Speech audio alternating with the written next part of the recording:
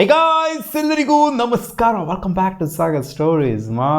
Top reading ಅಪ್ಡೇಟ್ಸ್ಗೆ ಸ್ವಾಗತ. ಹೋಗ್ಬಿಡೋಣ ಯಾವುದೇ ಡಿಲೇ ಇಲ್ಲದಂಗೆ ಮೊದಲನೇ ಅಪ್ಡೇಟ್ಗೆ. ನಮ್ಮ RCB ಸ್ಟಾರ್ ಆಗಿರುವಂಥ ರೊಮಾರಿಯೋ ಶೆಫರ್ಡ್ ಅವರು ಮಾತಾಡಿದ್ದಾರೆ ರೀಸೆಂಟಾಗಿ ಒಂದು ಇಂಟರ್ವ್ಯೂಲಿ RCB ಬಗ್ಗೆ. RCB gave me a chance and the opportunity to go out there and represent one of the biggest franchise in IPL. It changed the way people follow you ಅಂತ ಹೇಳಿದರೆ, ನನ್ನ follow ಮಾಡುವಂಥ ರೀತಿಯೇ ಚೇಂಜ್ ಆಗೋಗ್ಬಿಡ್ತು. ಜನ ಯಾವ ಥರ ನನ್ನ ಟ್ರೀಟ್ ಮಾಡೋದಕ್ಕೆ ಸ್ಟಾರ್ಟ್ ಮಾಡಿದ್ರು ಅಂದರೆ RCBನ ರೆಪ್ರೆಸೆಂಟ್ ಮಾಡ್ತಾ ಇದ್ದಂಗೆ ನನಗೆ ಸೈಕ್ ಆಗೋಗಿತ್ತು. ಬರೀ ಚಿನ್ನಸ್ವಾಮಿ ಸ್ಟೇಡಿಯಮಲ್ಲಿ ಮಾತ್ರ ಅಂತಲ್ಲ, ಅಥವಾ ಬೇರೆ IPL ಆಡ್ತಾ ಇರೋಂಥ ಟೈಮಲ್ಲಿ ಮಾತ್ರ ಅಂತಲ್ಲ, ನಾನು ವೆಸ್ಟ್ ಇಂಡೀಸ್ಗೆ ಆಡ್ತಾ ಇರೋಂಥ ಟೈಮಲ್ಲೂ ಕೂಡ ಪ್ರಪಂಚದಾದ್ಯಂತ ಎಲ್ಲೇ ಹೋಗಿ ಆಡಿದ್ರು ಕೂಡ, ಯಾವುದೇ ಲೀಗ್ ಆಡ್ತಾ ಇದ್ರು ಕೂಡ ನಾನೇನಾದ್ರು ಬೌಂಡ್ರಿನಲ್ಲಿ ನಿಂತ್ಕೊಂಡಿದ್ದೆ ಅಂತಂದರೆ, ಅಲ್ಲಿ ನಿಂತ್ಕೊಂಡಿದ್ದೆ ಅಂತಂದರೆ RCB ಅನ್ನೋ ಚಾನ್ಸ್ ನನ್ನ ಕಿವಿಗೆ ಕೇಳಿಸ್ತಾನೆ ಇರುತ್ತೆ. RCB ಫ್ಯಾನ್ಸ್ಗಳು ಎಲ್ಲೆಡೆ ಇದ್ದಾರೆ. ಅದು ಸಿಕ್ಕಾಪಟ್ಟೆ ನನಗೆ ಖುಷಿ ಕೊಡುತ್ತೆ. ನನ್ನ RCB ಪ್ಲೇಯರ್ ಅಂತ ಎಲ್ಲೋದ್ರೂ ಕೂಡ RCB ಪ್ಲೇಯರ್ ಅಂತ ರೆಪ್ರೆಸೆಂಟ್ ಮಾಡ್ತಾರಲ್ಲ, ಅಂದರೆ ಕಂಡುಹಿಡಿತಾರಲ್ಲ, ಸೊ ಅದು ನನಗೆ ಸಿಕ್ಕಾಪಟ್ಟೆ ಖುಷಿ ಆಗುತ್ತೆ ಅಂತ ಹೇಳಿದ್ದಾರೆ. ಅಪ್ಡೇಟ್ ನಂಬರ್ 2, ನೆನ್ನೆ ಅನ್ಬಿಲೀವಬಲ್ ನಾಕ್ನ ಹೊಡೆದಂಥ ಮುಕುಲ್ ಚೌಧರಿ ಅವ್ರು ಮಾತಾಡಿದ್ದಾರೆ. ನಾನು ಈ ನಾಕ್ನ ಡೆಡಿಕೇಟ್ ಮಾಡ್ತೀನಿ ನಮ್ಮ ಅಪ್ಪಂಗೆ, ಯಾಕಂದರೆ ಅವರು ಸಿಕ್ಕಾಪಟ್ಟೆ ತೆಗೆದು ಬಿಟ್ಟಿದ್ದಾರೆ ನನ್ನನ್ನು ಈ ರೇಂಜಿಗೆ ತೊಗೊಂಬರೋದಕ್ಕೆ. ಕ್ರಿಕೆಟ್ ಆಡೋದಕ್ಕೆ ಮನೆ ಮಾರಿ, ಸಾಲ ಮಾಡಿ, ಏನೇನೋ ಮಾಡಿ ಎಲ್ಲ ಮಾಡಿದ್ದಾರೆ. ಇನ್ಫ್ಯಾಕ್ಟ್ ಅವ್ರು ಮದುವೆ ಆಗೋಕ್ಕಿಂತ ಹಿಂದೆನೇ ಅಂದ್ಕೊಂಡಿರಂತೆ ನನ್ನ ಮಗ ಹುಡ್ದ ಅಂದರೆ ಕ್ರಿಕೆಟರ್ ಮಾಡಬೇಕು ಅಂತ. ಸೊ ನಾನು ಕ್ರೆಡಿಟ್ನ ಅವ್ರಿಗೆ ಕೊಡ್ತೀನಿ, ಆ್ಯಂಡ್ MS ಧೋನಿಗೂ ಕೂಡ ಕೊಡ್ತೀನಿ ಕ್ರೆಡಿಟ್ ಅಂತ ಹೇಳಿದರೆ. ಜೊತೆಗೆ ಸಂಜೀವ್ ಅವ್ರನ್ನ ಒಂದು ಸ್ವಲ್ಪ ಹೊಗಳಿದ್ದಾರೆ, LSG ಓನರ್ನ. ಅವರು ಕೂಡ ಅಷ್ಟೇ ನೆನ್ನೆ ಬಂದ್ಬಿಟ್ಟು ಬಾಚ್ಕೊಂಬಿಟ್ರು ಹಂಗೇನೆ ಗೆಲ್ತಾ ಇದ್ದಂಗೆ ಮ್ಯಾಚ್ನ. ಸೊ ಅವ್ರು ಹೇಳೋದೇನು ಅಂತಂದರೆ, ಸಂಜೀವ್ ಅವರು ಅವರ ಊರವರಂತೆ. ಸೊ ಅವರು ಇವ್ರ ಟೀಮ್ಗೆ ಎಂಟ್ರಿ ಕೊಡ್ತಾ ಇದ್ದಂಗೆ ಅವ್ರು ಹೇಳಿದ್ರಂತೆ, ಇಲ್ಲ ಗುರು ನಿನ್ನ ಕೈಲಿ ಏನು ಮಾಡೋಕ್ಕಾಗುತ್ತೋ ಅದನ್ನೆಲ್ಲ ಮಾಡೋ, ನಾನು ಸಪೋರ್ಟಿವ್ ಆಗಿ ನಿಂತ್ಕೊತೀನಿ ನಿಮಗೆ ಅಂತ ಸಂಜೀವ್ ಅವರು ಇವ್ರಿಗೆ ಕಾನ್ಫಿಡೆನ್ಸ್ನ ಕೊಡಿರಂತೆ. ನಮ್ಮ ಹುಡುಗ ನೀನು ಆಡು ಅಂತ. ಸೊ ಅದಕ್ಕೋಸ್ಕರ ಇವ್ರಿಗೂ ಕೂಡ ಒಂದು ಸ್ವಲ್ಪ ಕ್ರೆಡಿಟ್ ಕೊಟ್ಟಿದ್ದಾರೆ. ಅಪ್ಡೇಟ್ ನಂಬರ್ 3, ನೆನ್ನೆ ಮ್ಯಾಚ್ನ ಗೆಲ್ತಾ ಇದ್ದಂಗೆ ಕ್ಯಾಪ್ಟನ್ ರಿಷಬ್ ಪಂತ್ ಅವರು ಮಾತಾಡಿದ್ದಾರೆ. I don't have words to describe what a fantastic effort that was. ಇವ್ರದ್ದು ಕೂಡ ಫ್ಯಾಂಟಾಸ್ಟಿಕ್ ಎಫರ್ಟೇ ಆಗಿತ್ತು. ಲಾಸ್ಟ್ ಮ್ಯಾಚಲ್ಲಿ ಲಾಸ್ಟ್ ಓವರಲ್ಲಿ ಆ ಒಂದು 9 ರನ್ 10 ರನ್ ಹೊಡೆಯುವಂಥ ಟೈಮಲ್ಲಿ ಬೌಂಡ್ರಿ ಕೊಟ್ಟಿದ್ದಾರಲ್ಲ, ಇವ್ರದ್ದು ಕೂಡ ಫ್ಯಾಂಟಾಸ್ಟಿಕ್ ಎಫರ್ಟೇ ಆಗಿತ್ತು. ಆ್ಯಂಡ್ ಮ್ಯಾಚ್ ವಿನಿಂಗ್ ಎಫರ್ಟೇ ಕೂಡ ಆಗಿತ್ತು. ಆ್ಯಂಡ್ ನೆಕ್ಸ್ಟ್ ಮ್ಯಾಚ್ ನೋಡಿದ್ರೆ ಈ ಥರ ಒಂದು ಎಫರ್ಟ್. LSG ನೋಡಿ ಯಾವ ಥರ ಗೆಲ್ತಾ ಇದ್ದಾರೆ ಅಂತ, ಎಲ್ಲ ಬುಡುಕ್ ಬರ್ಸ್ಕೊಂಡು ಗೆಲ್ತಾ ಇದ್ದಾರೆ. ಲಾಸ್ಟ್ ಓವರ್ ವಿಕ್ಟ್ರಿನೇ ಆಗ್ತಿರೋದು, ಲಾಸ್ಟ್ ಬಾಲ್ ವಿಕ್ಟ್ರಿನೇ ಆಗ್ತಿರೋದು LSGಗೆ ಲಾಸ್ಟ್ 2 ಗೇಮ್ಗಳನ್ನ ನೋಡ್ತು ಅಂತ ಅಂದಾಗ. ಸೊ ಇವ್ರು ಹೇಳಿದ್ರೆ, one thing I made sure of personality is what when you trust and believe in someone a player can do wonders ಅಂತ. ಫಸ್ಟು ಪ್ಲೇಯರ್ನ ಟ್ರಸ್ಟ್ ಮಾಡೋದನ್ನ ಕಲ್ತ್ಕೊಬೇಕು, ಯಾವುದೇ ಪ್ಲೇಯರ್ ಆಗಿರಲಿ. ಸೊ ಆ ಪ್ಲೇಯರ್ಗೆ ಟ್ರಸ್ಟ್ ಕೊಟ್ರಿ ಅಂತಂದರೆ, ನೀವು ನಂಬಿಕೆ ಹುಟ್ಟಿಸೋದ್ರಿ ಅಂತಂದರೆ, ಒಂದು ಮೋಟಿವೇಶನ್ ಕೊಟ್ರಿ ಅಂತಂದರೆ, ಆ ಪ್ಲೇಯರ್ ಏನು ಬೇಕಾದ್ರೂ ಮಾಡ್ತಾನೆ, ಜಗತ್ತನ್ನೇ ಗೆಲ್ತಾನೆ ಅಂತ ಈ ಒಂದು ನಾಕ್ ತೋರಿಸ್ತು ಅಂತ ಹೇಳಿದ್ದಾರೆ. ಅಪ್ಡೇಟ್ ನಂಬರ್ 4, ರೊಮಾರಿಯೋ ಶೆಫರ್ಡ್ ಅವರು ವಿರಾಟ್ ಕೊಹ್ಲಿ ಅವ್ರ ಬಗ್ಗೆ ಮಾತಾಡಿದರೆ. ನೀವೇನು ಅನ್ಕೊಂಡಿದ್ದೀರಾ ವಿರಾಟ್ ಕೊಹ್ಲಿನ?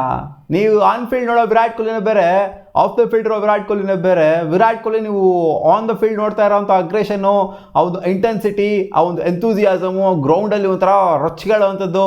ಸೊ ಇದೆಲ್ಲ ನೀವು ಆನ್ ಫೀಲ್ಡ್ ನೋಡ್ತಿರೋ ಹೊರತು of the field Virat Kohli completely different. ನಾನು ಸ್ಟಾರ್ಟಿಂಗಲ್ಲಿ ವಿರಾಟ್ ಕೊಹ್ಲಿನ ಮಾತಾಡ್ಸೋದಕ್ಕೆ ಭಯ ಪಡ್ತಾ ಇದ್ದೆ, ಯಾಕಂದರೆ ಏನಪ್ಪ ಇದು ಬಿಗ್ ಸ್ಟಾರು ಅದು ಇದು ಅಂತೆಲ್ಲ ಸ್ಟಾರ್ಟಿಂಗಲ್ಲಿ ನಾನು ಭಯ ಪಡ್ತಾ ಇದ್ದೆ RCBಗೆ ಎಂಟ್ರಿ ಕೊಟ್ಟಾಗ. ಬಟ್ ವಿರಾಟ್ ಕೊಹ್ಲಿ ಏನು ಅಂತ ನನಗೆ ಆಮೇಲೆ ಗೊತ್ತಾಯಿತು. ಸಿಕ್ಕಾಪಟ್ಟೆ ಫನಿ ಗುರು ವಿರಾಟ್ ಕೊಹ್ಲಿ. ಇಂಥ ಫನಿ ಗೈ ಬೇರೆಯವ್ರು ಸಿಗೋದೇ ಇಲ್ಲ ನಿಮಗೆ ಟೀಮಲ್ಲಿ. ಇಂಥ ಜಾವೆಲ್ ಗೈ, ಇಂಥ ಫನಿ ಗೈ ಬೇರೆಯವ್ರು ಸಿಗೋದಿಲ್ಲ. ಅಷ್ಟು ಫನಿ ಇದ್ದಾರೆ ವಿರಾಟ್ ಕೊಹ್ಲಿ ಅಂತ ಹೇಳಿದ್ರೆ. ಆನ್ ಫೀಲ್ಡ್ ಯಾವ ಥರ ರೊಚ್ಕೇಳ್ತಾರೋ ಆಫ್ ದ ಫೀಲ್ಡ್ ಅದೇ ಥರನೇ, ಅಂದರೆ ರೊಚ್ಕೇಳೋದಿಲ್ಲ. ಸೊ ಅದೇ ಥರ ಖುಷಿಯಾಗಿ ನಗ್ನಾಗ್ತಾ ಇರ್ತಾರೆ ಅಂತ. ಅಪ್ಡೇಟ್ ನಂಬರ್ 5, LSGಯ ಕೋಚ್ ಆಗಿರುವಂಥ ಟಾಮ್ ಮೂಡಿ ಅವರು ಕನ್ಫರ್ಮ್ ಮಾಡಿದರೆ 48 ಗಂಟೆಗಳಲ್ಲಿ ಲಿಂಡೆ ಅವ್ರನ್ನ ಅನೌನ್ಸ್ ಮಾಡುವಂಥ ಚಾನ್ಸಸ್ ಜಾಸ್ತಿ ಇದೆ ಅಂತ ಅಪ್ಡೇಟ್ ಇದೆ. ಬಟ್ ಇನ್ನೂ ಅಫಿಷಿಯಲ್ ಕನ್ಫರ್ಮೇಷನ್ ಬಂದಿಲ್ಲ. ಸೊ ಇವಾಗ ಬರ್ತಿರೋ ಅಪ್ಡೇಟ್ ಪ್ರಕಾರ ಟಾಮ್ ಮೂಡಿ ಅವರು ಕನ್ಫರ್ಮ್ ಮಾಡಿದ್ದಾರೆ.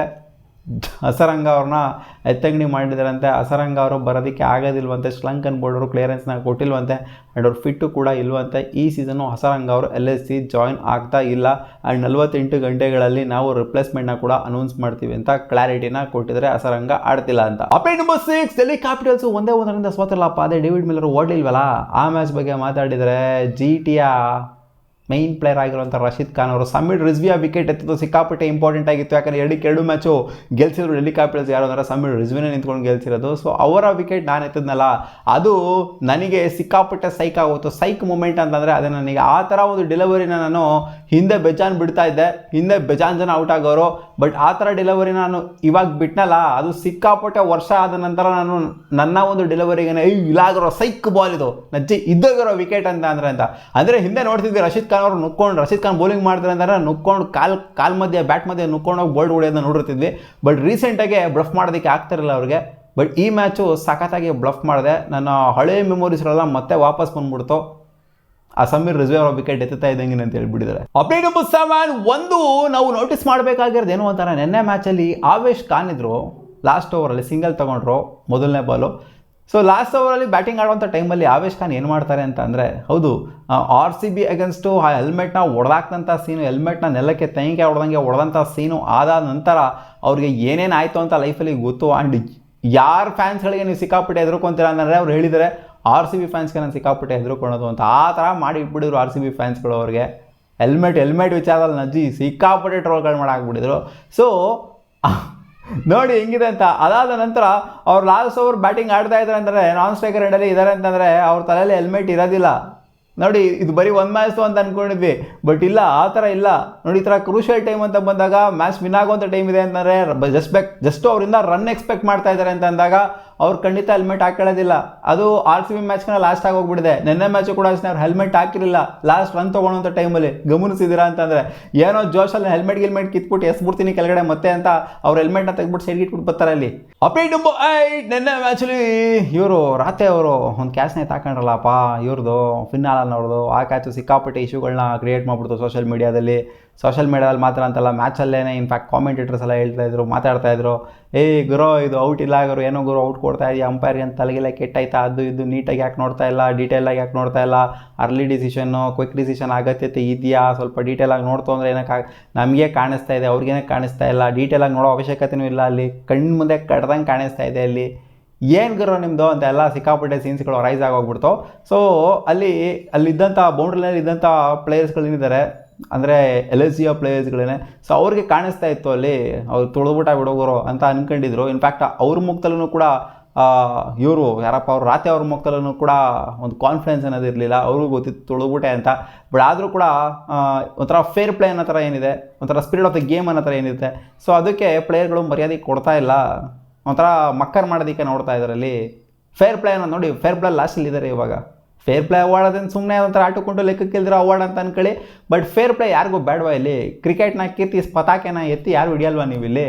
ಅನ್ನೋ ಥರ ಕ್ವೆಶನ್ ಮಾಡಿದ್ರು. But everything is fair in love and war ಫೀಲ್ಡಿಗೆ ಇಡದಾದ್ಮೇಲೆ ಎಲ್ಲ ಫೇರ್ ಆಗಿರುತ್ತೆ ಗುರು, ಮೋಸ ಮಾಡೋದ್ರಾಗ ಗೆಲ್ಲಬೇಕು ನಾವಿಲ್ಲಿ ಅನ್ನೋ ಥರ ಇರೋರಿಗೆ ಏನೂ ಮಾಡೋದಕ್ಕೆ ಆಗೋದಿಲ್ಲ. ಹೌದು, ಓಕೆ. ಅಪ್ಡೇಟ್ ನಂಬರ್ 9 ಅಂತ ಬಂದಾಗ ಡೆವಾಲ್ಡ್ ಬ್ರೇವಿಸ್ ಒಂದು ಸ್ಟೇಟ್ಮೆಂಟ್ ಕೊಡಿದ್ರೆ, they were lots of options, ಸಿಕ್ಕಾಪಟ್ಟೆ ಆಪ್ಷನ್ಸ್ ಇತ್ತು ನನಗೆ, ಎಲ್ಲಿ ಬೇಕಾದ್ರೂ ಹೋಗ್ಬೋದಾಗಿತ್ತು. ಅಂದರೆ CSK ಅವ್ರಿಗೆ ಕಾಲ್ ಮಾಡ್ತಾರಲ್ಲ ಲಾಸ್ಟ್ ಇಯರು ರಿಪ್ಲೇಸ್ಮೆಂಟ್ ಆಗಿ, ಆ ಟೈಮಲ್ಲಿ ನಾನು ಎಲ್ಲಿ ಬೇಕಾದ್ರೂ ಹೋಗ್ಬೋದಾಗಿತ್ತು. ಸಿಕ್ಕಾಪಟ್ಟೆ ನನಗೆ ಬೇಜಾನ್ ಕಡೆಯಿಂದ ಆಫರ್ಗಳು ಬರ್ತಾಯಿದ್ದೋ, IPL ಇಂದನೇ ಬರ್ತಾಯಿದ್ದೋ, ಯಾಕಂದರೆ ಬೇರೆ ಟೀಮ್ಗಳಿಗೆಲ್ಲ ಬೇಕಾಗಿತ್ತು ರಿಪ್ಲೇಸ್ಮೆಂಟು. ಬಟ್ ನನಗೆ ಇವ್ರು ಬರ್ತಾ ಇದ್ದಂಗೆ CSK ಬರ್ತಾ ಇದ್ದಂಗೆ ನಾನು ಟಕ್ಕನಾಗಿ ಹೋಗ್ಬಿಟ್ಟೆ. CSK ಸಖತ್ತಾಗಿರುವಂಥ ಟೀಮು ಆ್ಯಂಡ್ ಸಿಕ್ಕಾಪಟ್ಟೆ ರೆಪ್ಯುಟೇಷನ್ ಇಟ್ಕೊಂಡಿರೋಂಥ ಟೀಮು. ಸೊ ಈ ಟೀಮ್ಗೆ ಹೋಯ್ತು ಅಂದರೆ ಸ್ವಲ್ಪ ಕ್ಲಿಕ್ ಆಗ್ಬೋದು, ನನಗೆ ಸ್ವಲ್ಪ ರೆಪ್ಯುಟೇಷನ್ ಬಿಲ್ಡ್ ಆಗುತ್ತೆ ಅಂತ ಹೋದೆ ನಾನು. ಬಟ್ ನಾನು ಬೆಸ್ಟ್ ಡಿಸಿಷನ್ ಮಾಡಿದ್ದೀನಿ. ನನ್ನ ಡಿಸಿಷನ್ ಇತ್ತು, ದಿ ಬೆಸ್ಟ್ ಇತ್ತು. ನಾನು ಬೇರೆ ಟೀಮ್ಸ್ಗಳಿಗೂ ಹೋಗ್ಬೋದಾಗಿತ್ತು, ಬಟ್ ನಾನು ಹೋಗಲಿಲ್ಲ. ಈ ಟೀಮ್ಗೆ ಬಂದಿದ್ದು ನನಗೆ ಸಿಕ್ಕಾಪಟ್ಟೆ ಗ್ರೋ ಆಗೋದಕ್ಕೂ ಕೂಡ ಹೆಲ್ಪ್ ಮಾಡ್ತು ಅಂತ ಹೇಳಿದ್ದಾರೆ. Update number 10. ಪ್ರಭ್ಸಿಮ್ರಾನ್ ಸಿಂಗ್ ಅವರು ಮಾತಾಡಿದ್ದಾರೆ MS ಧೋನಿ ಅವರ ಬಗ್ಗೆ. ನಾನು ಯಾವ ಬ್ಯಾಟರ್ನೂ ಕೂಡ ನಾನು ತೊಗೊಂಡು ಐಡಲೈಸ್ ಮಾಡಿಬಿಟ್ಟು ಇವ್ರ ಥರ ಆಡಬೇಕು, ಇವ್ರ ಥರ ಶಾಟ್ಗಳನ್ನ ಹೊಡಿಬೇಕು, ಹಿಂಗೆ ಆಡಬೇಕು, ಹಂಗಂಗೆ ಆಡಬೇಕು ಅನ್ನೋ ಥರ ಅನ್ಕೊಳ್ಳೋದೇ ಇಲ್ಲ. ನಾನು ನನ್ನ ರೀತಿಯೇ ಆಡ್ತೀನಿ ಬ್ಯಾಟಿಂಗ್ ಅಂತ ಬಂದಾಗ. ಬಟ್ ನಾನು ಒಂದು ಸ್ವಲ್ಪ ಅಂದ್ಕೊಳೋದೇನು ಅಂತಂದರೆ, ಕೀಪಿಂಗ್ನ ನಾನು MS ಧೋನಿ ಥರ ಮಾಡಬೇಕು ಅಂತ ಅನ್ಕೊತೀನಿ. ಇಲ್ಲ, ನಾನು ಅವ್ರ ಥರನೇ ಕೀಪಿಂಗ್ ಮಾಡಬೇಕು, ಅವ್ರ ಥರನೇ ನಂಗೆ ಸ್ಪೀಡ್ ಇರಬೇಕು. ಅವ್ರು ಮಾಡೋವಂಥ ಸ್ಟಂಪಿಂಗ್ ಸ್ಪೀಡು ಇಡೀ ಜಗತ್ತಲ್ಲಿ ಯಾರಿಗೂ ಕೂಡ ಇಲ್ಲ. ಸೊ ಅಷ್ಟು ಫಾಸ್ಟಾಗಿ ಸ್ಟಂಪ್ನ ಮಾಡ್ತಾರೆ. ಸೊ ನಾನು ಆ ಥರ ಕಲಿತಾ ಇದ್ದೀನಿ, ಅವ್ರ ಥರ ಮಾಡಬೇಕು ಅಂತ ನಾನು ನೋಡ್ತಾ ಇರ್ತೀನಿ ಯಾವಾಗಲೂ ಕೂಡ. ನಾನು ಬ್ಯಾಟಿಂಗ್ ಕಲಿಯೋದಿಲ್ಲ, ಬಟ್ ಕೀಪಿಂಗ್ನಂತೂ MS ಧೋನಿನ ಪಕ್ಕಾ ಕಲಿತೀನಿ ಅಂತ ಹೇಳಿದ್ದಾರೆ. ಸೊ ಇದಿಷ್ಟು ಆಗಿತ್ತು ಟಾಪ್ ಕ್ರಿಕೆಟಿಂಗ್ ಅಪ್ಡೇಟ್ಸು. ನಿಮ್ಗೆ ಈ ವಿಡಿಯೋ ಸ್ವಲ್ಪ ಇಷ್ಟ ಆಗಿತ್ತು ಅನ್ನೋದು ಕುದುರಿಸಿ ಗಾಯ್ಸ್.